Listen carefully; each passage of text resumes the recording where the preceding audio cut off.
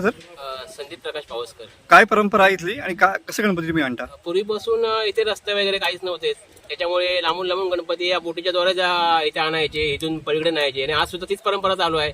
तोंड्यावरून हातीसला आणि हातीसवरून तोंड्यावरून गणपती बोटीने प्रवास करतात.